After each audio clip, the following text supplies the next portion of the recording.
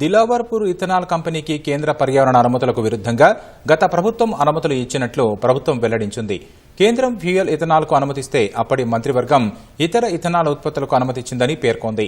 ప్రజాభిప్రాయ సేకరణ తప్పించుకోవడానికి తప్పుడు మార్గాలు అనుసరించడంతో పాటు స్థానిక సంస్థల అనుమతి లేకుండానే పీఎంకే కంపెనీ ప్రహరీ గోడ నిర్మించినట్లు వెల్లడించింది.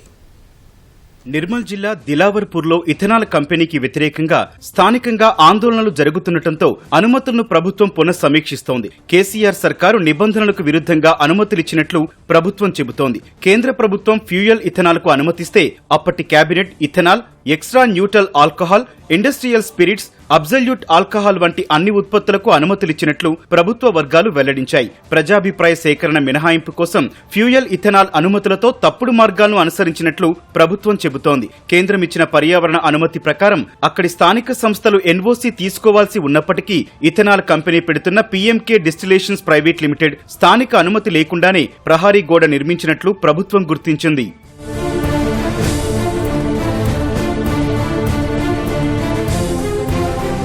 గత ప్రభుత్వం 2022 అక్టోబర్ 22న 600 లక్షల లీటర్ల ఇథనాల్ ఉత్పత్తుల తయారీకి అత్యవసరం పేరిట రాష్ట్ర కేబినెట్ ఆమోదం లేకుండానే లెటర్ ఆఫ్ ఇండెంట్ జారీ చేసినట్లు ప్రభుత్వం వెల్లడించింది. ఆ తర్వాత 2022 డిసెంబర్లో కేబినెట్ ఈ నిర్ణయాన్ని రాటిఫై చేసినట్లు వివరించింది. Ethanol, extra neutral alcohol, industrial spirits, absolute alcohol తయారీ కోసం లెటర్ ఆఫ్ ఇండెంట్ తీసుకున్నప్పటికీ కేంద్ర ప్రభుత్వానికి మాత్రం రోజుకు 300 కిలోలీటర్ల ఫ్యూయల్ ఎథనాల్ ఉత్పత్తి మాత్రమే చేయనున్నట్లు దరఖాస్తు చేసినట్లు వెల్లడించింది. కంపెనీ స్వీయ ధృవీకరణ ఆధారంగా ప్రభుత్వం ప్రజాభిప్రాయ సేకరణ నుంచి మినహాయింపునిచ్చినట్లు తెలిపింది.